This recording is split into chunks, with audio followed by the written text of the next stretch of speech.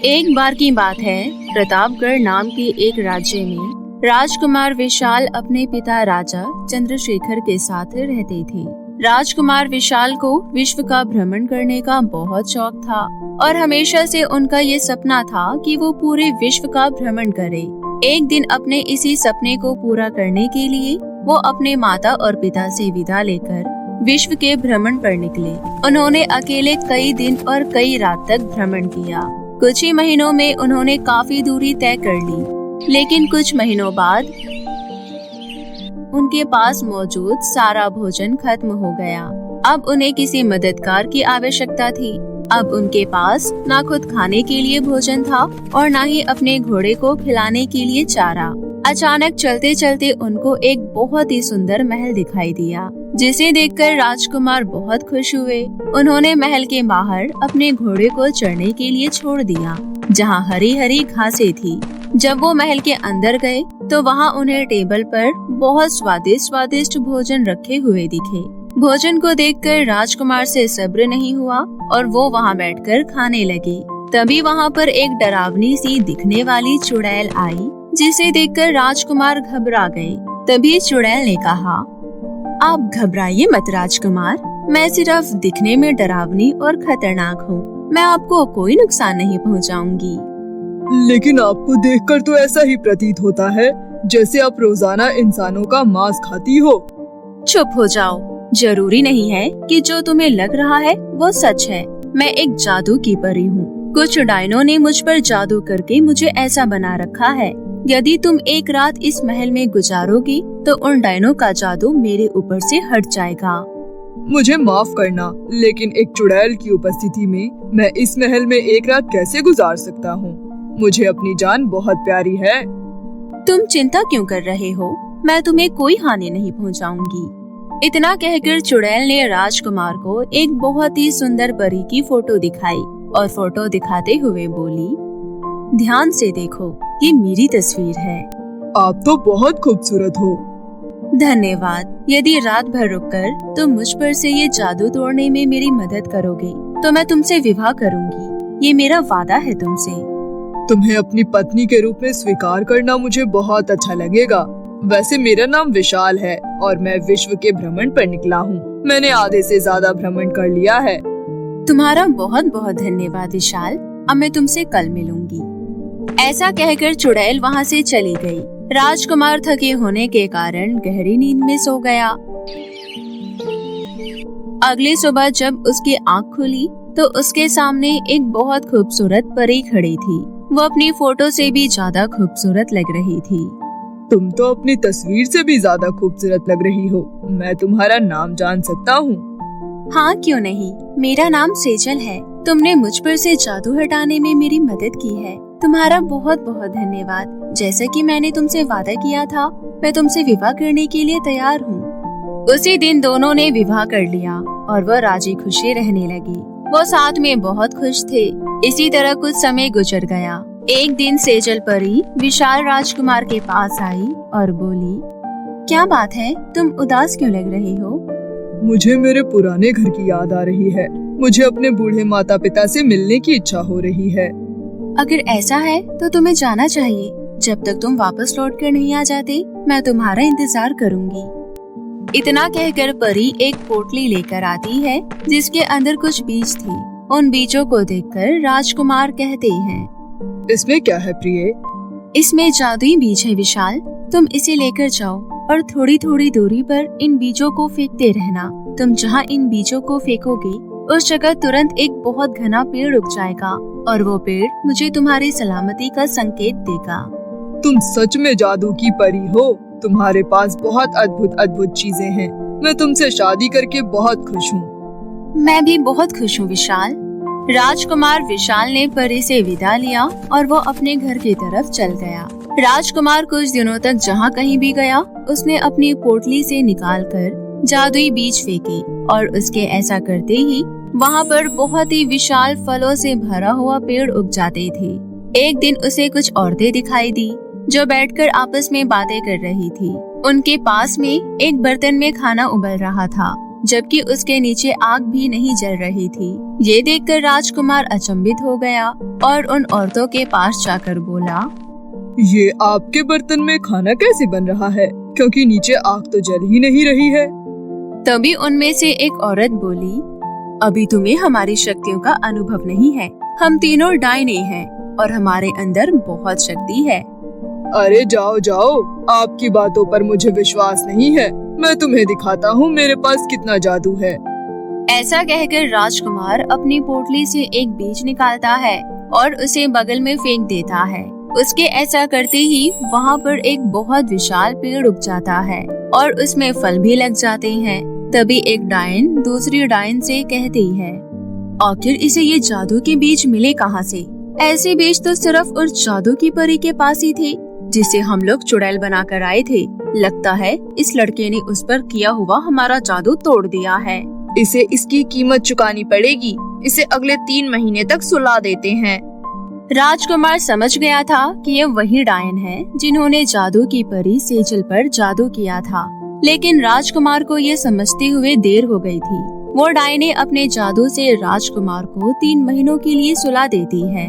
जल्द ही जादू की परी सेजल को इस बात का पता चल गया कि राजकुमार के द्वारा लगाए गए सभी पेड़ मुरझा गए हैं और उनकी पत्तियां झड़ गई हैं।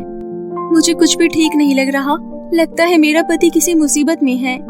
इतना सोचकर वो जादू की परी सेजल राजकुमार को ढूंढने निकल गई। वो अपने पति के द्वारा लगाए गए पेड़ों वाले रास्ते पर ही चल रही थी।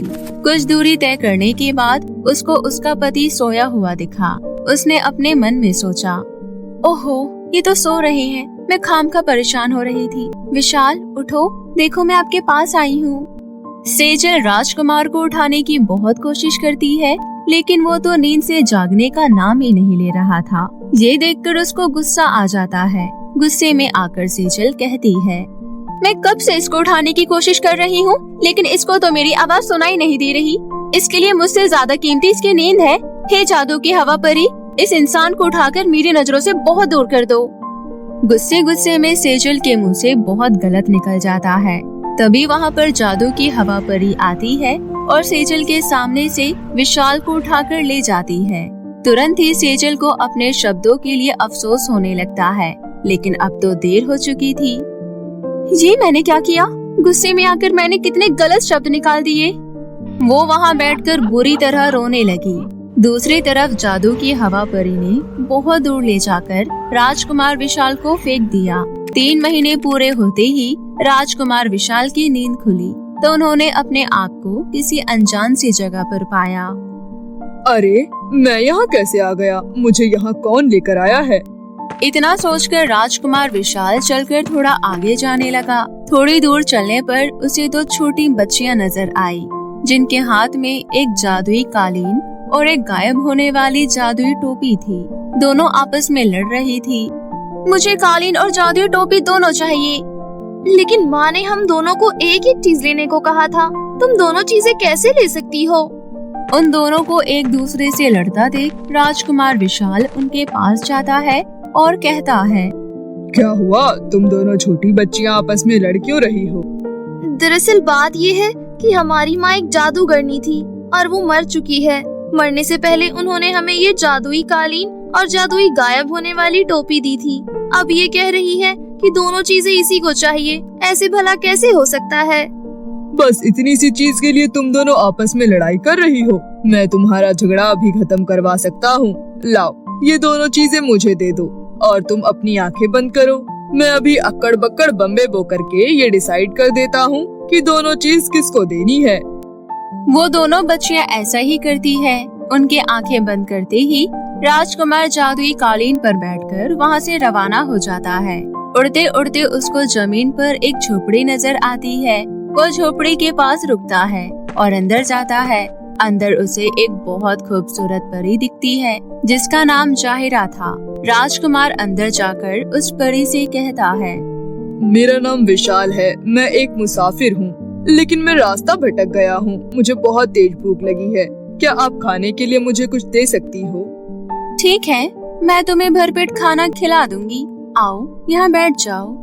राजकुमार परी के पास जाकर बैठ जाता है। तभी परी ताली बजाती है और उसके सामने बहुत स्वादिष्ट भोजन प्रकट हो जाते हैं। ये देखकर राजकुमार अचंभित रह जाता है और कहता है, क्या तुम भी जादू की परी हो? हाँ, लेकिन तुम भी से क्या मतलब है? क्या तुम किसी और जादू की परी को भी जानते हो? हाँ, मेरी एक पत्नी है, वो भी जादू की परी है। कहीं उसका नाम सेजल तो नहीं है? हाँ, यही नाम है उसका, लेकिन तुम उसे कैसे जानती हो? वो मेरी बहन है। देखो, इत्तेफाक से तुम्हें भी यहाँ आना हुआ। फिलहाल तुम खाना खाओ। राजकुमार भरपेट खाना खाता है। उसके खाना खाते ही प्लेट वहाँ से अपने आप गायब हो जाते हैं। फिर राजकुमार कहता है, आप तो जादू की परी है ना? आपके लिए मुझे इस जगह से निकालना बहुत आसान होगा। कृपया कर मुझे मेरी पत्नी के पास छोड़ दीजिए, मैं आपका बहुत आभारी रहूंगा। लेकिन मैं तुम्हारी मदद क्यों करूं? इससे मुझे क्या लाभ होगा? मतलब मैं समझा नहीं, आप क्या कहना चाहती हैं? मैं बस इतना कहना चाहती हूँ कि मैं तुम्हारी मदद करूँगी, लेकिन तुम्हारे साथ मैं भी चलूंगी। सीधा सीधा कहिए, आप कहना क्या चाहती हैं? मैं तुमसे बस इतना कहना चाहती हूँ कि मैं तुम्हारी मदद करूँगी, लेकिन उसके बदले तुम्हें मुझसे विवाह करना होगा। लेकिन मैं तो पहले से ही शादीशुदा हूँ। मुझे उससे कोई फर्क नहीं पड़ता। थोड़ी देर तक सोच विचार करने के बाद राजकुमार जाहिरा परी की शर्त मंजूर कर लेता है और फिर वो दोनों विवाह कर लेते हैं। विवाह करने के बाद जाहिरा परी ताली बजाते हुए कहती है, हे हवा की परी, जल्दी मेरे समक्ष आओ। उसके इतना कहती ही हवा की परी वहाँ आ जाती है और वहाँ बहुत तेज हवाएं चलने लगती है। शांत हो जाओ और मेरी बात ध्यान से सुनो। तुम्हें इस युवक को और मुझे हमारी मंजिल तक छोड़ना होगा। ठीक है, मैं ऐसा कर दूंगी, लेकिन उससे पहले राजकुमार को मेरी शर्त मंजूर करनी होगी। तुम कैसी शर्त की बात कर रही हो? कहीं तुम भी तो? हाँ, तुमने बिल्कुल सही समझा। मेरी शर्त ये है कि तुम्हें मुझसे विवाह करना होगा। लेकिन मैं तो पहले ही दो विवाह कर चुका हूँ। मुझे उससे फर्क नहीं पड़ता। अगर तुमने मेरी शर्त मंजूर नहीं की तो मैं तुम्हें तुम्हारी मंजिल तक कभी नहीं लेकर जाऊंगी, और तुम अपनी मंजिल से इतनी दूर हो कि पैदल चलकर जाने में तुम्हें 30 साल लग जाएंगे। राजकुमार के पास और कोई रास्ता नहीं होता। वो उसे भी विवाह के लिए हाँ कर देता है। उसके बाद हवा परी के साथ राजकुमार विवाह कर लेता है। फिर हवा परी जाहिरा परी और राजकुमार को लेकर सीधा सेजल परी के पास पहुंचती है। वो अपनी बहन जाहिरा परी को देखकर बहुत खुश होती है। बहन, तुम कहाँ थी? मैंने तुम्हें कितना ढूंढा, पर अब हम मिल चुके हैं। अब हम साथ साथ रहेंगे। सेजल परी को बताया जाता है कि राजकुमार का जादू की तीनों परियों से विवाह हो चुका है।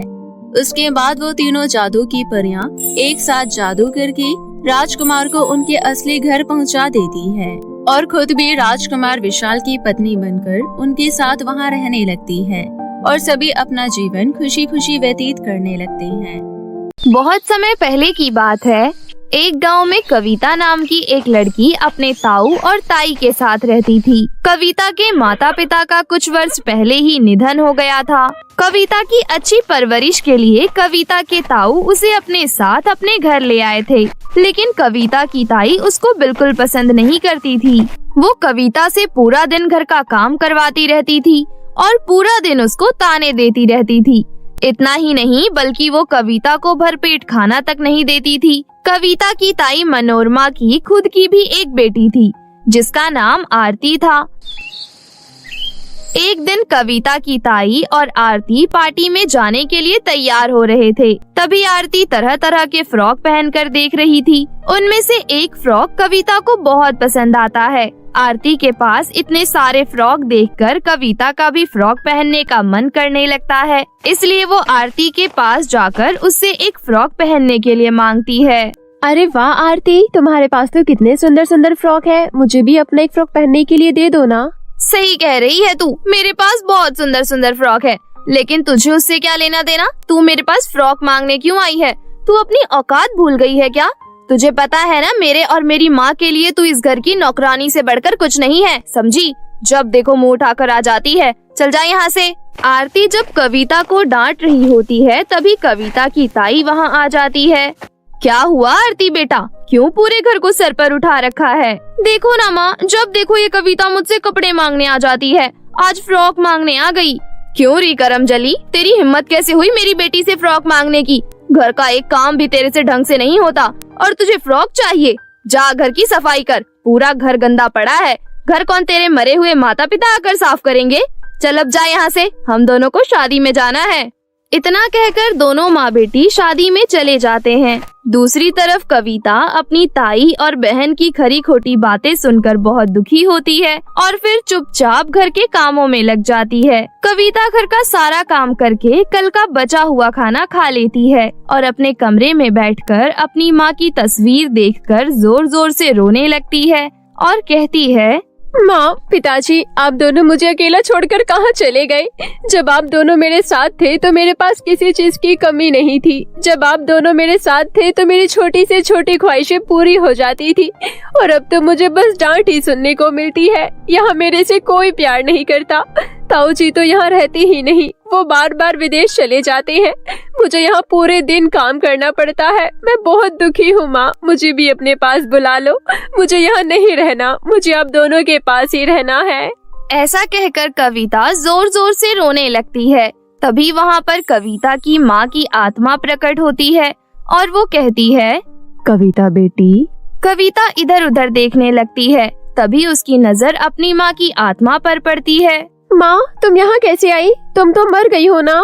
मैं तुम्हारी माँ की आत्मा हूँ कविता। तुम इस तरह रोया मत करो, क्योंकि मुझसे तुम्हारी ये हालत देखी नहीं जाती।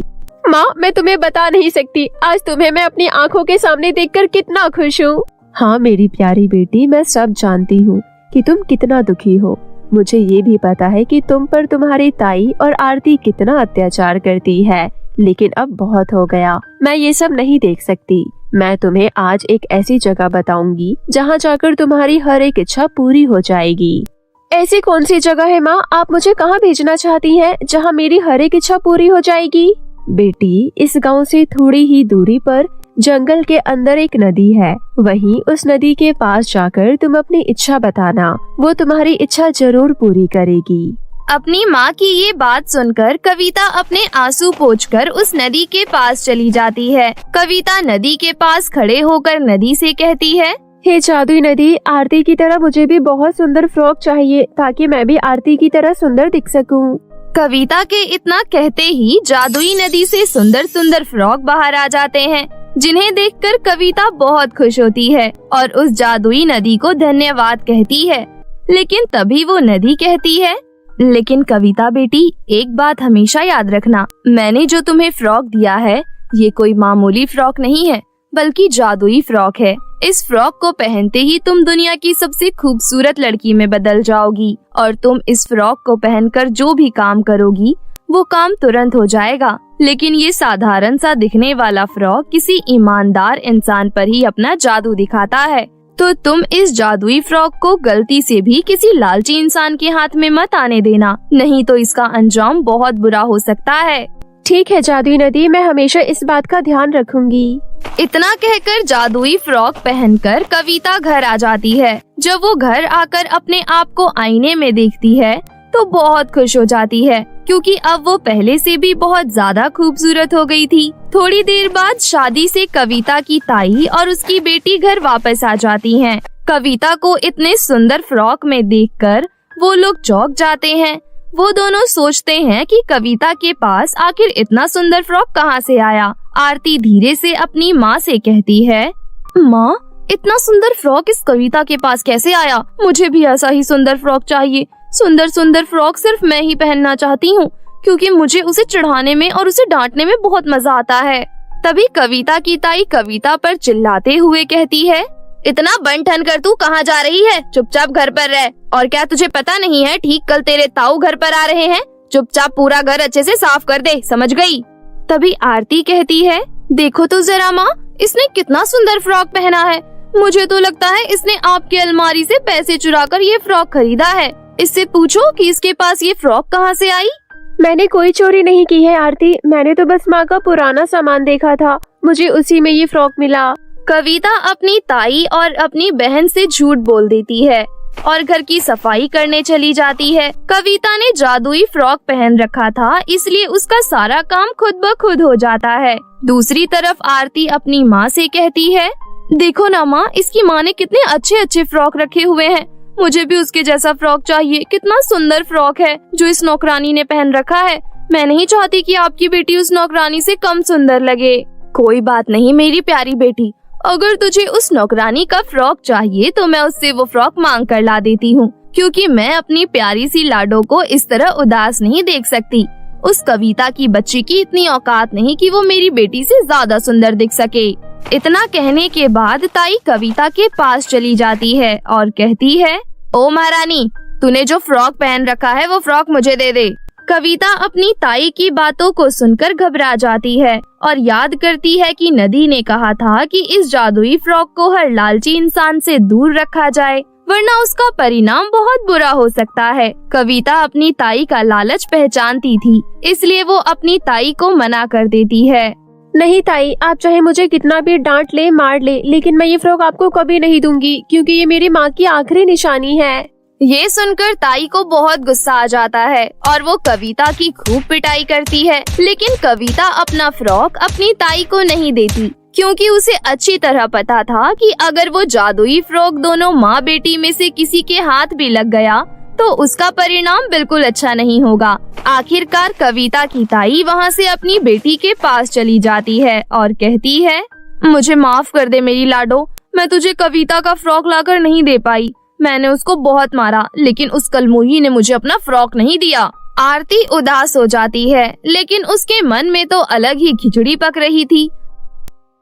रात होने पर आरती चुपके से कविता के कमरे में पहुंच जाती है। कविता ने अपनी अलमारी में जादुई फ्रॉक छुपा कर रखा हुआ था। आरती कविता के कमरे में उसका जादुई फ्रॉक बहुत ढूंढती है। आखिरकार उसे जादुई फ्रॉक मिल ही जाता है। जादुई फ्रॉक पाकर आरती बहुत खुश हो जाती है। अरे वाह, मैंने जादुई फ्रॉक आखिर ढूंढ ही निकाला, मेरा भी कोई जवाब नहीं है। उसके बाद आरती वो जादुई फ्रॉक लेकर अपने कमरे में आ जाती है। मेरे होते हुए कोई भी इस घर में मुझसे ज्यादा खूबसूरत नहीं लग सकता। इस घर में खूबसूरत लगने का हक सिर्फ मुझे है। आरती बहुत खुश होकर रात को ही वो जादुई फ्रॉक पहन लेती है, लेकिन जैसे ही आरती वो जादुई फ्रॉक पहनती है, उसको हर 2-2 मिनट में करंट का बहुत जोरदार झटका लगता है। इस वजह से उसके बाल भी खड़े हो जाते हैं और उसकी हालत खराब हो जाती है। आरती जोर जोर से चिल्लाने लगती है, अरे कोई मुझे बचाओ, माँ, मुझे बहुत तेज करंट लग रहा है। ये कैसा फ्रॉक है, इसने मुझे खूबसूरत करने की बजाय बदसूरत बना दिया। अब तो मैं किसी को मुंह दिखाने लायक भी नहीं बची, लेकिन उससे पहले कोई मेरी जान तो बचा लो। अपनी बेटी की आवाज सुनकर ताई वहाँ दौड़ती दौड़ती आती है। ये सब क्या हो गया मेरी बच्ची को? माँ, मैंने कविता का जादुई फ्रॉक चुरा कर पहन लिया, तब से पता नहीं क्यों मुझे करंट के झटके लग रहे हैं, मुझे बचा लो माँ। आरती की माँ वो फ्रॉक उतारने की बहुत कोशिश करती है, लेकिन वो इसमें नाकामयाब रहती है। अंत में उसे कविता को बुलाकर लाना ही पड़ता है। कविता, कविता देखना, आरती को क्या हो गया है, जल्दी चल बेटी, उसकी जान बचा ले। कविता घबरा जाती है और फौरन भागते हुए आरती के पास पहुंचती है। ये क्या आरती, तुमने मेरा जादुई फ्रॉक चुरा कर पहना है? तुम्हें पता भी है ये कोई साधारण फ्रॉक नहीं है, ये एक जादुई फ्रॉक है। कोई भी लालची इंसान इसे पहनता है तो उसका वही हाल होता है जो तुम्हारा हो रहा है। इसी वजह से आज दिन में मैंने ताई जी को ये फ्रॉक नहीं दिया था। मुझे माफ कर दो कविता, प्लीज मुझे बचा लो, नहीं तो मैं मर जाऊंगी, मेरी जान बचा लो। हाँ बेटी, मेरी बेटी को बचा ले, मैं तेरा ये एहसान जिंदगी में कभी नहीं भूलूंगी। हे जादुई लहंगे, मेरी बहन को छोड़ दो। उसके बाद उस फ्रॉक से करंट आना बंद हो जाता है और आरती भी पहले की तरह हो जाती है। ताई कविता का बहुत धन्यवाद करती है और अब तो ताई कविता को आरती की तरह प्यार करने लगी थी। कविता भी इस बात से बहुत खुश थी। इस तरह जादुई नदी और जादुई फ्रॉक की वजह से कविता का जीवन संवर जाता है।